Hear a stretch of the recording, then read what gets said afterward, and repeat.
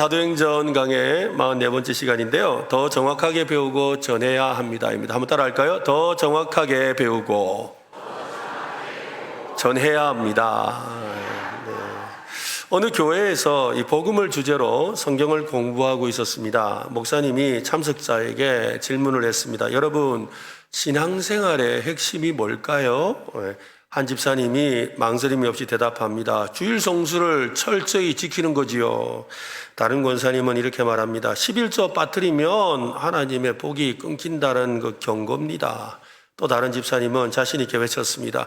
예수 믿으면 건강도 주시고 사업도 잘 되는 거 아닙니까? 목사님이 미소를 지으며 이렇게 말을 합니다.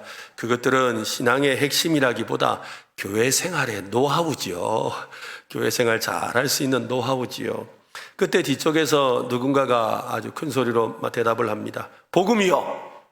복음이래요. 예수님이 우리 죄를 위해 죽고 부활하셨다는 그 기쁜 소식 말입니다. 그냥 믿기만 해도 구원받는다는 그 소식 아닙니까? 모두가 놀라서 뒤를 돌아보았어요. 그랬더니 교회 나온 지 한 달도 안 된 새 가족이었어요.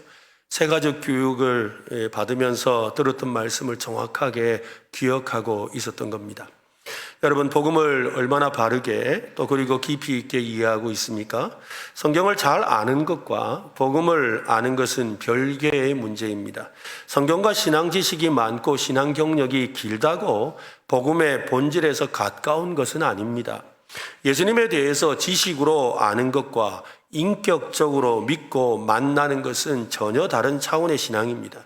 십자가와 부활의 복음을 정보로 아는 것과 감격과 감사로 경험하는 것은 다른 것이지요. 그래서 여러분, 우리가 신앙은 경험하는 거예요. 한번 해봅시다. 신앙은 경험하는 것이다. 하나님을 경험하는 거예요. 예수님을 경험하는 거예요. 성령님을 경험하는 거예요. 그것이 신앙인 거예요. 복음에 대한 이해가 흐려지면 도덕적인 기준이나 신앙의 열심이 그 자리를 대신할 수 있습니다. 그 순간부터 자신도 모르게 진짜 믿음을 형식과 또한 행동으로 착각하는 거예요. 복음 없는 열심은 때로 율법적 경건으로 위장하지요. 겉으로는 신실하게 보여도 내면은 점점 메말라 가는 거죠. 자기가 알지요.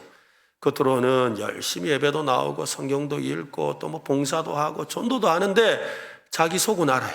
남은 몰라도 나는 알잖아. 내 마음이 지금 공허하고 내 영혼이 메말라 간다는 거 내가 알거든요. 바로 그 문제라는 것이지요. 여러분, 한 사람을 소개하겠습니다. 한번 맞춰보세요. 그는 언변이 뛰어나고 성경에 아주 능통합니다. 주님의 길에 대해서 잘 배웠고 예수님에 대해 열정적으로 가르치는 사람입니다. 사람들을 감동하게 하는 능력도 있고 지적인 통찰력도 아주 뛰어납니다. 그러나 그에게는 결정적인 한 가지가 부족했습니다.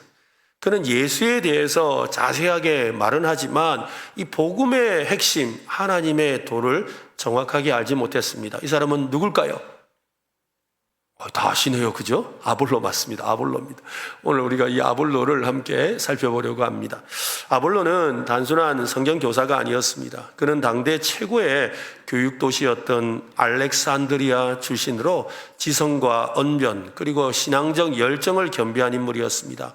24절은 그를 이렇게 소개하는데요. 알렉산드리아에서 난 유대인 아볼로라 하는 사람이 에베소에 이르니 이 사람은 언변이 좋고 성경에 능통한 자라. 여기서 언변이 좋다라는 말은 단순히 말을 잘한다는 의미가 아닙니다. 이 사람은 어려서부터 학교에서 논리학이라는 거, 또 수사학, 말을 하는 수사학을 배웠다는 거죠. 그래서 상대방을 설득하는 화법을 구사할 줄 아는 웅변가였다는 것입니다.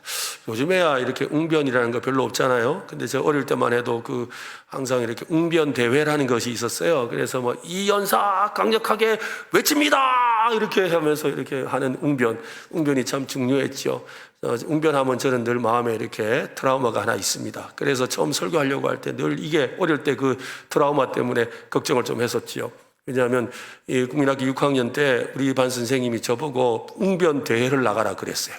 근데 웅변 대회를 나가라 하면서 가르쳐 주진 않으시고 6.25에 관련된 이 웅변 대회에 나가서 웅변을 하라 그랬어요. 그래서 혼자서 열심히 원고를 써가지고 그래 나가서 해야 돼요. 근데 대체로 이 뭐 앞에서 무슨 소리를 하더라도 마지막이 중요하잖아요. 사람들이 박수를 끌어낼 수 있도록 이 연사 강력하게 주장합니다. 이렇게 해야지 막 박수를 쳐주는데 얼마나 떨었던지 또 배운 적도 없으니까 이 연사 강력하게 외칩니다. 다 끝나고 손을 들었어. 그래가지고 뭐 사람들이 박수를 안 치고 다 웃더라고요. 그래가지고 그때부터 참 앞에 서는 게 참 두렵기도 하고 했던 기억이 있습니다. 어찌되었건 이 글 쓰고 또한 말하는 법을 이 사람은 배운 사람이에요. 굉장히 학식이 있는 사람이죠. 또한 성경에도 능통했다고 합니다. 구약 성경의 배경과 예언에 정통했다는 말입니다. 그는 메시아에 대한 성경 지식이 탄탄한 사람이었습니다. 아볼로는 주의 도를 배워 예수에 대해 열심히 가르쳤다고 하는데요. 25절 말씀 우리 같이 읽어보겠습니다.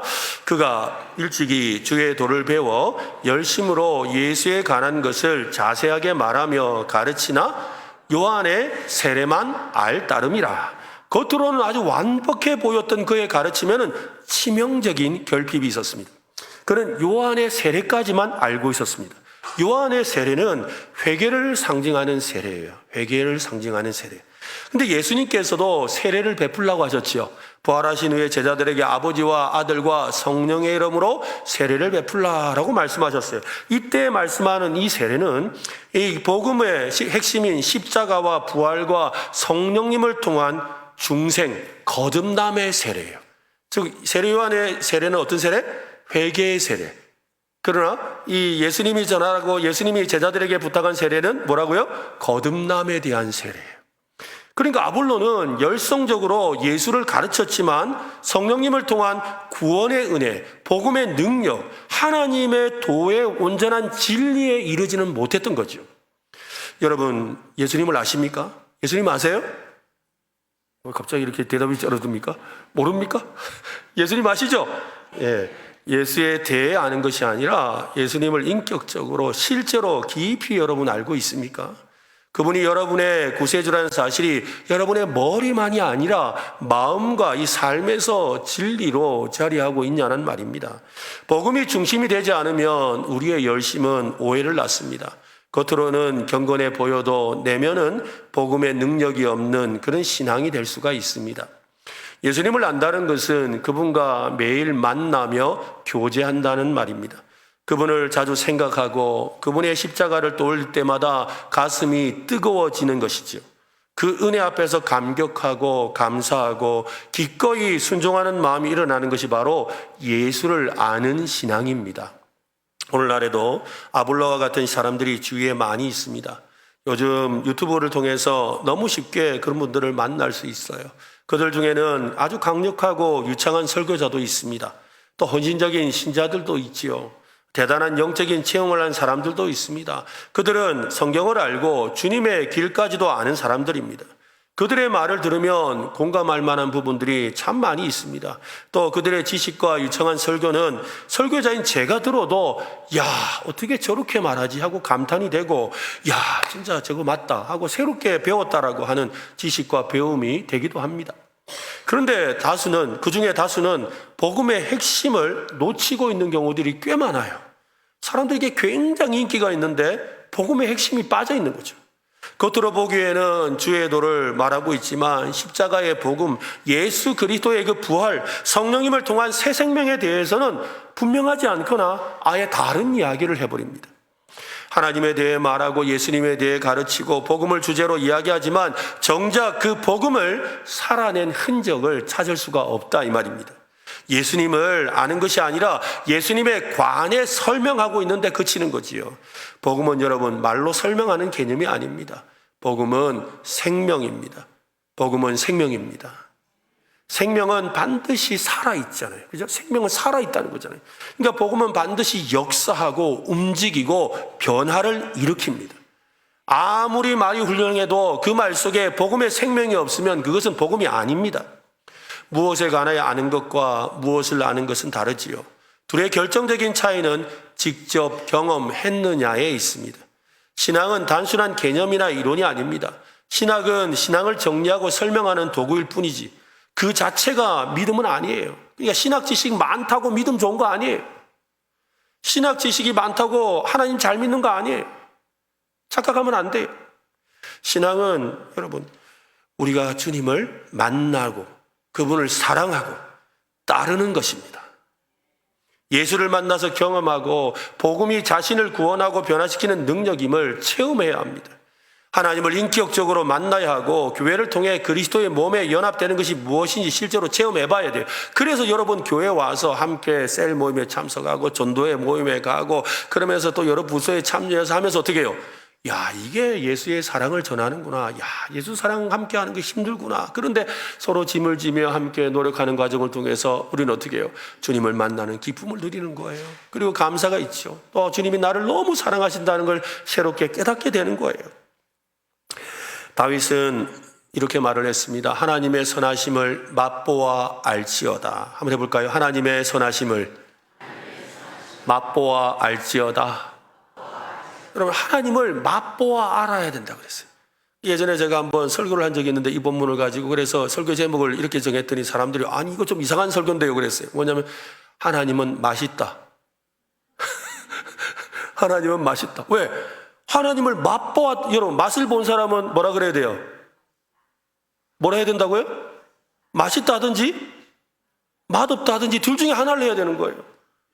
그러니까 맛을 봤으면 그 맛을 봤는데 야, 참 맛있다. 야, 맛있다. 더 먹고 싶다. 이러든지 아니면 에이, 맛없다. 이거 내 거 아니다. 내가 안 먹는다. 이러든지 둘 중에 하나잖아요. 하나님을 맛보아 할지어다 그랬어요. 하나님의 선하심을 맛보아 할지어다. 하나님의 선하심을 맛보라는 거예요. 맛을 봤으면 뭐라 그래야 돼요? 맛있네요 해야지요.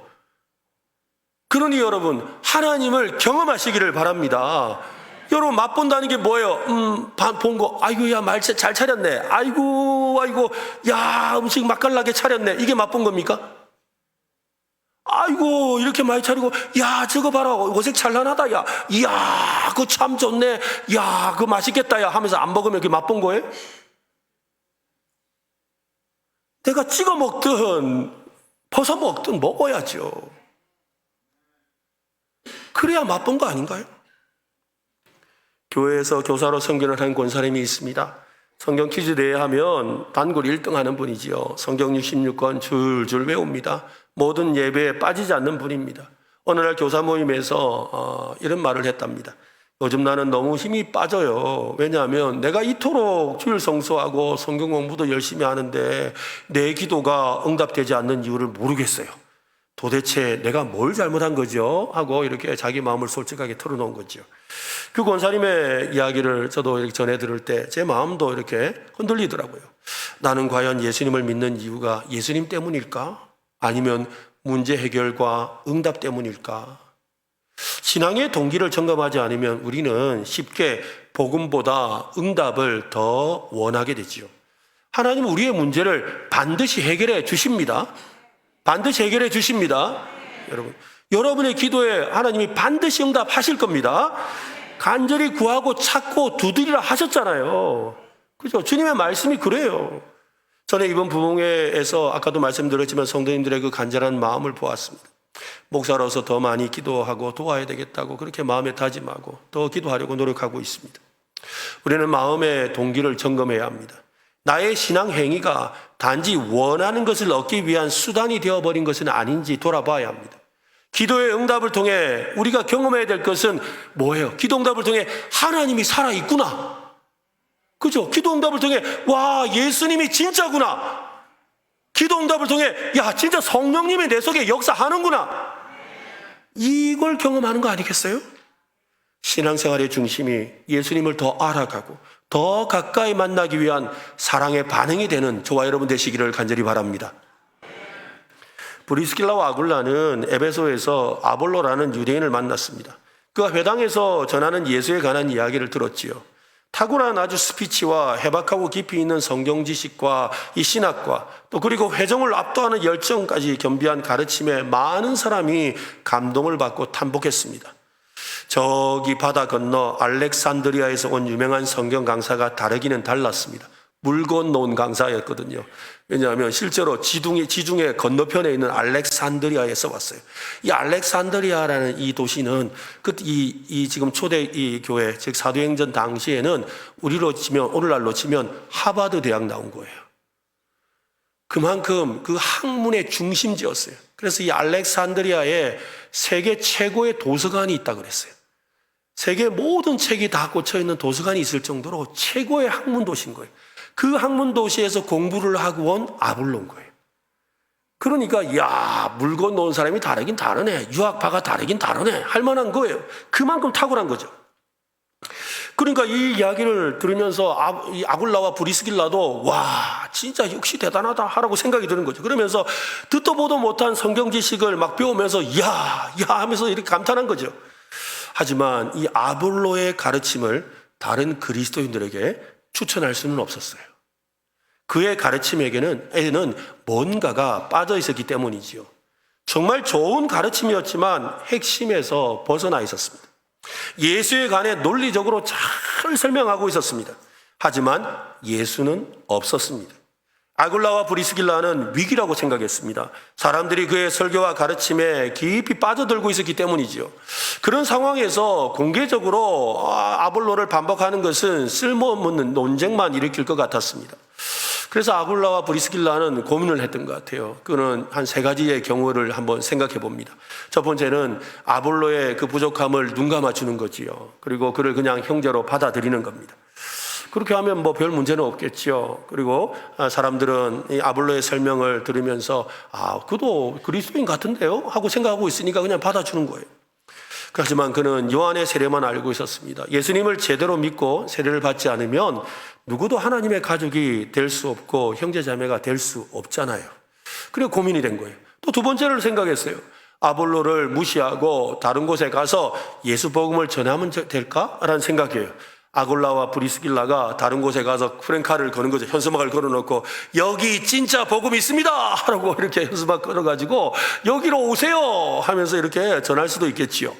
만약 그렇게 한다면 사람들은 아볼로와 아굴라 브리스길라가 서로 경쟁하고 논쟁하는 것으로 생각할 수도 있습니다. 3번째에도 한번 생각해 본 거예요. 아볼로에게 공개 토론을 제안하자고. 그래서 대중 앞에서 강력하게 한번 서로 논쟁하면서 논박해서 이렇게 반박을 하면 좋겠다라고 생각할 수도 있잖아요. 왜냐하면 지금 그 아볼로의 설교를 듣고 그 감독하고 있는 사람들이 워낙 많으니까 이 사람들이 이러다간 잘못된 길로 갈 수 있다는 생각이 들거든요. 그래서 공개적으로 이렇게 설득을 하든지 아니면 아볼로가 설득은 안 되더라도 다른 이 대중들이라도 꼭 저게 다가 아니구나 라고 알게라도 해야 되는 거 아닌가라는 그런 생각이 들었습니다. 여러분, 아굴라와 브리스길라가 이 3가지 선택 중에 어느 것을 선택했을까요? 아굴라와 브리스길라는 이 3가지 중에 어느 것도 선택하지 않았습니다. 그는 이 방법을 사용합니다. 26절입니다. 한번 보세요. 같이 읽어보겠습니다. 그가 회당에서 담대히 말하기 시작하거늘 브리스길라와 아굴라가 듣고 데려다가 하나님의 도를 더 정확하게 풀어 이르더라. 오늘 우리가 현대판 아볼로를 만난다면 어떻게 해야 될까요? 가장 효과적인 방법은 바로 이 브리스길라와 아굴라처럼 행동하는 겁니다. 그를 데려다가 하나님의 도를 더 정확하게 설명해 주는 거지요. 더 정확하게라는 이 헬라어는 아크리베스테론이에요. 이 말은 뭐냐면 정확하고 체계적으로 가르쳤다. 한번 할까요? 정확하고 체계적으로 가르쳤다. 그러니까 체계적으로 배웠다는 거죠. 여러분, 사실 우리가 제가 설교를 하면서도 나름 체계적으로 여러분에게 가르침을 드리려고 노력하지만 그러나 집중해서 체계적으로 배우는 게 필요하거든요. 그래서 여러분, 이 교육을 받을 필요가 있는 거예요. 개인적으로 만나서 가르치고 그를 변화시킨 방식은 아굴라 부부가 먼저 경험한 것입니다. 그들은 바울과 함께 천막을 만들다가 저녁 되면 바울이 체계적으로 브리스길라와 아굴라를 가르쳤잖아요. 그래서 그가 가르치는 교사가 되어 있잖아요. 바울은 어떻습니까? 바울도 예루살렘에 있을 때 아무도 찾아오지 않을 때 바나바가 찾아가서 그를 만나 주어서 그와 함께 대화하며 그에게 체계적으로 가르쳐 준 거예요. 여러분, 한 성도님이 있습니다. 교회에서 성실하게 봉사하는 분이에요. 성도들에게 믿음 좋은 사람이라고 인정도 받습니다. 그는 칭찬을 받을 때마다 마음속에 늘 불안과 공허함이 힘들었어요. 하나님을 기쁘시게 하려면 내가 뭔가 더 해야 하는데 라는 생각이 끊이지 않는 거예요. 뭔가를 좀 더 해야 될 것 같은데 뭘 해야 되지? 라는 생각이 든 거예요. 어느 날 교회에서 하는 이 양육훈련에 참여해서 복음에 대해서 제대로 듣고는 이렇게 고백을 합니다. 나는 예수님이 날 위해 죽으셨다는 사실을 알았지만 날 위해 모든 걸 이루셨다는 사실은 믿지 않았던 것 같아요. 내가 뭔가를 더 이루어야 하나님이 인정하실 것이라고 착각하고 있었습니다. 이제야 저는 진짜 예수님을 믿게 된 것 같습니다. 교회에 온전한 복음을 가르칠 수 있는 이 아굴라와 브리스길라가 있어야 합니다. 우리 교회도 그런 브리스길라와 아굴라가 넘쳐나야 되겠지요. 우리 교회에서 아굴라와 브리스길라와 같은 이를 만날 수 있는 곳이 두 군데가 있어요. 이곳에 가면 브리스길라와 아굴라를 만날 수 있어요. 첫 번째는요, 우리 봄, 가을로 진행하는 양육훈련입니다. 여러분, 양육훈련에 참여하시면 체계적으로 신앙을 배울 수 있어요. 그리고 정말로 하나님의 은혜를 경험할 수 있는 기회가 열리지요. 여러분, 시간을 내어서 반드시 양육훈련을 꼭 받아보시기를 바랍니다. 신앙은 여러분 멈추면 안 됩니다. 매일 복음의 깊이를 새롭게 배워야 합니다. 내가 믿는 예수가 과연 어떤 분인지, 그분의 십자가의 부활이 내 삶에 어떤 의미가 있는지를 매 순간 다시 점검해야 됩니다. 또 다른 한 곳은 바로 셀 모임이에요. 영적 성장을 돕는 공동체가 필요합니다. 브리스길라와 아굴라처럼 가르침을 줄 수 있는 공동체, 때로는 나보다 어린 성도일지라도 나를 말씀으로 돌아보게 도와주는 공동체가 있어야 합니다. 그 공동체가 바로 셀 모임입니다. 여러분, 셀 모임에 꼭 참여하십시오. 셀 모임에서 셀 리더를 통해 그런 배움을 받아보시기를 바랍니다. 바울이 디모데에게 권면했던 말씀이 오늘 저와 여러분을 위한 말씀이 되었으면 좋겠어요. 디모데후서 2장 1절과 2절인데요. 내 아들아, 그러므로 너는 그리스도 예수 안에 있는 은혜 가운데서 강하고, 2절 같이 읽겠습니다. 또 네가 많은 증인 앞에서 내게 들은 바를 충성된 사람들에게 부탁하라. 그들이 또 다른 사람을 가르칠 수 있으리라. 무슨 말입니까? 보고 배운 대로 가르치라는 거예요. 배워서 가르쳐라. 한번 따라 합시다. 배워서 남주라. 그죠? 배워서 우리는 남줘야 돼요. 우리 배운 걸 가르치는 거예요. 배운 걸 나누는 거예요. 배워서 남줘야 되는 거예요. 브리스길라와 아굴라처럼 하나님의 도를 더 정확하게 설명해 줄 수 있는 데까지 이르도록 배우고 확신하는 일에 힘쓰는 저와 여러분 되시기를 바랍니다. 나아가서 말씀을 더 정확하게 설명하고 가르칠 수 있는 데까지 성장하는 여러분 되시기를 바랍니다. 그래서 아볼로와 같은 이들을 온전한 복음으로 인도하는 오늘 저와 여러분, 우리 은혜로 교회 될 수 있기를 간절히 바랍니다. 오늘 본문을 살펴보면서 이 아볼로의 위대한 점을 하나 발견했습니다. 여러분, 아볼로의 위대한 점? 아볼로의 위대한 점이 뭘까요? 그의 지식일까요? 그의 열정일까요? 아닙니다. 그의 위대한 점은 겸손입니다. 뭐라고요? 겸손이에요. 겸손. 그는 자신의 지식과 열정을 앞세워서 나 다 압니다. 나 다 압니다. 라고 하지 않았어요. 오히려 겸손히 배우려고 했습니다. 열린 마음으로 복음을 더 깊이 받아들였습니다. 진정한 신앙인은 배움을 멈추지 않는 사람이지요. 세계적으로 유명한 이 월터 카이저라는 신학자는 말하기를 성경을 정확하게 배우기 위해 가장 필요한 덕목은 겸손이다. 하나님의 말씀 앞에서는 누구나 제자입니다. 목사도 장로도 권사도 20년 30년 신앙생활하는 사람도 말씀 앞에서는 배워야 할 학생일 뿐이지요. 배우는 자세는 여러분 미성숙의 징표가 아닙니다. 성숙한 신자의 가장 귀중한 태도입니다. 어떤 사람은 몰라서 배우지 않습니다. 근데 어떤 사람은 조금 안다고 다 아는 것처럼 생각하고 배우지 않죠. 어떤 사람은 충분히 알고 있는데 더 배워야 한다고 생각합니다. 배우면 배울수록 더 겸손해지는 것이 신앙의 지식이고 성경 지식입니다. 나는 더 알아야 한다라는 이 마음은 성령님의 은혜가 없이는 불가능하지요. 설교자나 교사나 리더일수록 가르치기에 앞서서 나는 늘 배우는 자다라는 마음을 놓치면 안 됩니다. 해볼까요? 나는 늘 배우는 사람이다. 저도 이번 부흥회 때 말씀 듣다가 깜짝 놀랐어요. 아이고, 내가 이걸 놓쳤구나 생각을 했거든요. 그 중에 하나가 뭐였냐면 베드로가 배 오른편에 그물을 던져라 해가지고 물고기를 몇 마리 잡았댔습니까? 153마리를 잡았잖아요. 근데 그물이 찢어질 정도로 무겁워서 이제 했다고 그랬어요. 그런데 늘 그냥 많이 잡혔구나라고 생각했는데 그날 목사님 말씀을 듣다가 내가 성경을 진짜 제대로 보지 않았구나 하고 그때 처음으로 깨달았어요. 그렇게 많이 수도 없이 읽었던 말씀이고 수도 없이 내가 그걸로 설교도 했는데 그 말씀을 못 봤어요. 큰 물고기더라고요. 큰 물고기. 큰 자를 못 봤어요. 근데 153마리가 잡혀서 그물이 찢어질 정도면 그 목사님 말씀대로 어떤 물고기라 해야 돼요? 보통 물고기로 안 돼요. 저만한 물고기가 한 153마리 잡혀야 되지. 그렇잖아요. 그만큼 대단한 물고기가 잡힌 거예요. 근데 저는 그렇게 생각을 안 했거든요. 그냥 153마리, 153, 모나미 볼펜 이러면서 뭐 그렇게만 생각했지 이걸 깊이 생각을 안 했는데 그렇구나. 정말 그런데 맞다. 왜 그걸 놓쳤을까? 그걸 정말 배우게 되더라고요. 여러분 한번 해볼까요? 더 배워야 합니다. 그죠? 더 배워야 돼요. 우리는 끊임없이 배우는 사람이 되어야 합니다. 지금 살아서 역사하는 복음의 진리를 붙들고 끊임없이 점검받는 사람이 되어야 합니다. 나의 가르침이 정말 복음의 중심에 있는지, 십자가의 부활에 뿌리를 두고 있는지 스스로 점검하고 배우는 자세가 필요합니다. 저도 그렇게 하려고 부끄럽지만 노력하고 있습니다. 지금도 성경을 계속해서 공부하고 있거든요. 선배님들의 가르침에 귀를 기울이려고 또 받아 쓰고 또 세미나에 참석하고 또 공부 모임에 참여해서 열심히 배웁니다. 지난 목요일에도 다음 세대와 관련된 그런 모임이 있어서 부흥회 끝나고 피곤한데도 우리 목사님 몇 분하고 같이 가서 우리 부목사님들하고 같이 가서 또 앉아서 막 배우고 왔거든요. 왜 배워야 돼요? 배우지 않으면 안 되거든요. 어떻게 하든지 예수님의 십자가의 은혜와 성령님의 능력에 대해서 더 배우고 경험하려고 합니다.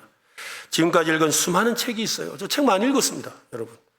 나중에 한번 제 방에 와보세요. 책 많아요. 책 많은 거 보고 두 마디 하시죠. 다 읽었습니까?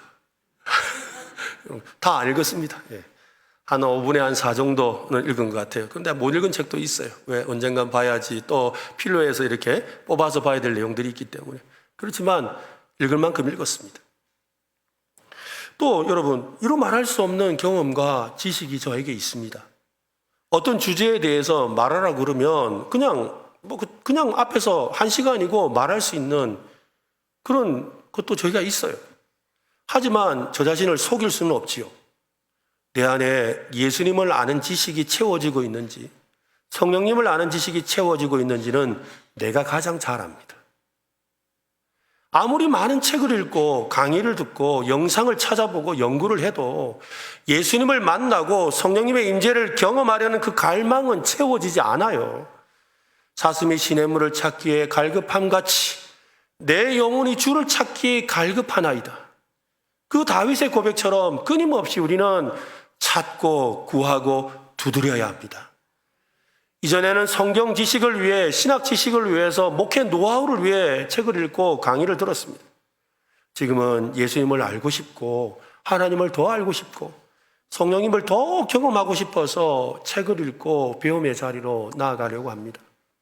아볼로처럼 겸손하게 나의 지식을 내려놓으려고 하지요.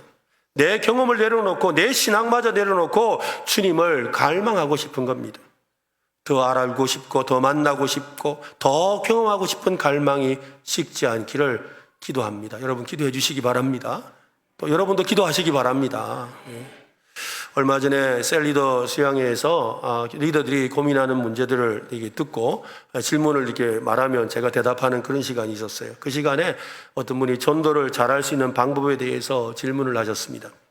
여러분, 전도를 잘하는 방법이 뭘까요? 뭘 하면 전도를 잘할 수 있을까요? 어떻게 하면 전도를 잘하겠습니까? 내 안에 예수님을 만난 기쁨이 충만해지는 겁니다. 뭐라고요? 예수님을 만난 기쁨이 충만해지는 거예요. 예수님의 십자가 사랑으로 벅차오르는 것이죠. 진짜 복음의 능력을 먼저 경험하고 믿는 겁니다. 어쩌면 우리가 전도하는 것을 주저하는 이유는 내 안에 예수님을 아는 기쁨이 너무 오래되었기 때문일지 몰라요. 내가 경험하고 제대로 알지 못하면서 전하는 것만큼 안타까운 일이 없지요. 아굴라와 브리스길라로부터 복음에 대해서 제대로 배운 아볼로의 모습을 한번 보세요. 27절과 28절입니다. 아볼로가 아가야로 건너가고자 함으로 형제들이 그를 격려하며 제자들에게 편지를 써 영접하라 하였더니 그가 감에 은혜로 말미암아 믿은 자들에게 많은 유익을 주니 28절 같이 읽겠습니다. 이는 성경으로서 예수는 그리스도라고 증언하여 공중 앞에서 힘있게 유대인의 말을 이김이로라. 복음을 온전히 알게 된 아볼로가 이제 주의 도가 아니라 예수의 도를 전하는 진정한 증인이 되었습니다. 아볼로는 예수님에 대해서 단순히 안다라고 말하고 있지 않습니다. 그 예수께서 그리스도이심을 성경으로 증명하며 담대하게 선포하고 있습니다. 공개적인 자리에서 유대인들과의 논쟁 가운데서도 거침없이 전하고 있습니다. 여러분, 이것이 복음을 제대로 알고 배운 사람의 반응입니다. 복음을 바르게 이해한 사람은 전하는 자리로 나아갈 수밖에 없습니다. 복음을 아는 것과 복음으로 사는 것이 단절된 분이 있어요. 복음은 알아요. 복음대로 살지는 않는 거죠. 이게 단절된 사람들이 있는 거예요. 성경 지식은 넘치는데 그 지식이 삶으로 흘러가지 못합니다. 우리가 정말 복음을 안다면 그 복음은 우리를 가만두지 않습니다. 복음을 제대로 안다면 침묵할 수가 없어요. 복음은 살아있는 생명입니다. 살아있는 생명은 멈추지 않고 반드시 흘러갑니다. 우리가 전도하는 이유는 복음이 우리 안에 살아있기 때문인 거예요. 복음이 내 삶을 바꾸었기 때문이지요. 나 같은 죄인을 구원하는 예수가 너무 감사하기 때문입니다. 복음이 나를 전하는 사람으로 살게 하는 것이지요. 그래서 사도 바울은 자기 자신을 돌아보며 이렇게 고백을 했어요. 고린도전서 9장 16절인데요. 같이 한번 읽어보겠습니다. 내가 복음을 전할지라도 자랑할 것이 없으면 내가 부득불할 일입니다. 만일 복음을 전하지 아니하면 내게 화가 있을 것임이니라. 복음을 전하지 않으면 내게 뭐가 있다고요? 화. 무슨 화가 있을까요, 여러분? 복음을 전하지 않았어요. 무슨 화가 올까요? 내가 복음을 전하지 않으면 사도 바울이 자기에게 화가 온대요. 어떤 화가 왔을까요? 하늘에서 번개가 내리칠까요? 길을 가다가 자빠질까요? 아니면 뭐 나쁜 사람을 만나게 될까요? 무슨 병이 걸릴까요? 무슨 화가 있을까요? 여러분, 전하지 않으면 무슨 화가 있을까요? 이거 성경이 그러잖아요. 복음을 전하지 않으면 내게 화가 있을 것이다. 그게 전하지 않으면 화가 있다는 거잖아요. 무슨 화가 있을까요? 어떤 화가 있을까요? 복음을 전하지 않으면요, 주일 아침이 괴로워요. 주일이다. 교회 가야 되나? 교회 왔더니 부흥이 안 돼요. 뭔 부흥이고. 선교 간다 그래요. 뭐 선교는 또 무슨 선교.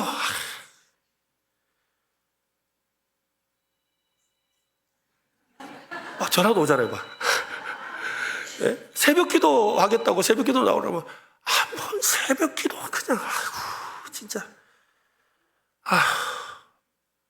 이게 화가 아니고 뭐겠어요? 이거 안 믿을 수도 없고,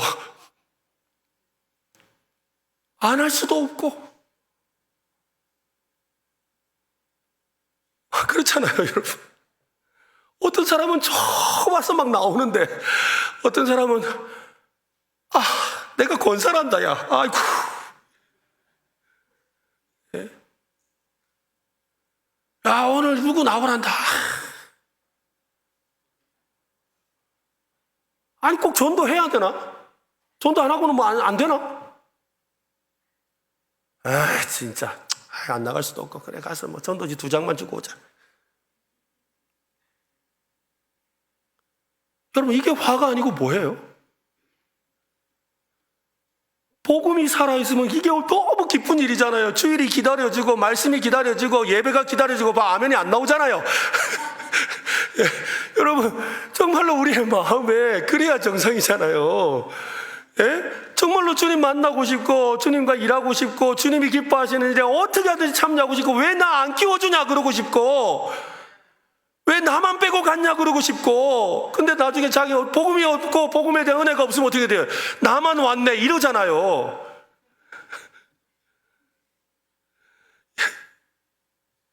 이게 화가 아니고 뭐겠어요?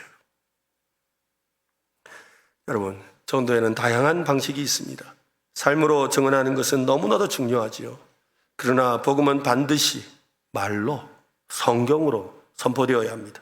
내가 말하지 않는데 내가 막 친절해요. 나는 그리스도인이라 친절하게 행해요. 또 나는 옆 사람을 막 섬기죠. 그래서 물건도 갖다 주기도 하고 선물도 주기도 합니다.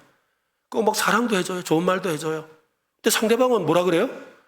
저 사람 참 좋네 하고 하지. 그 사람, 네, 예수 믿겠습니다. 말 안 해요. 왜? 내가 말을 하지 않았기 때문에. 아, 그 사람 참 사람 좋더라야. 야, 멋진 사람이더라야. 착하더라. 그 말은 해요. 그런데 예수를 몰라요. 교회는 성도들에게 말씀을 가르쳐야 합니다.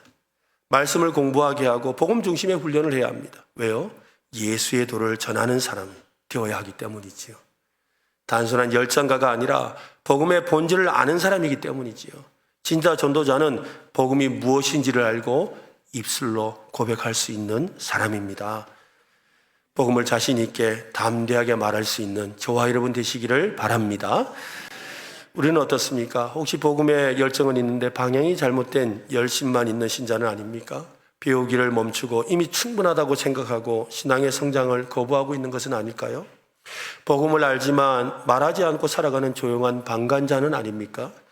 오늘 이 시간 우리는 모두 이렇게 결심하면 좋겠어요. 세 가지인데요. 한번 자막이 나오지요. 같이 한번 읽어보겠습니다. 시작. 복음을 더 정확히 배우겠습니다. 복음을 삶에서 드러내겠습니다. 복음을 입술과 삶으로 담대히 전하게. 한 번 더 하겠습니다. 복음을 더 정확히 배우겠습니다. 복음을 삶에서 드러내겠습니다.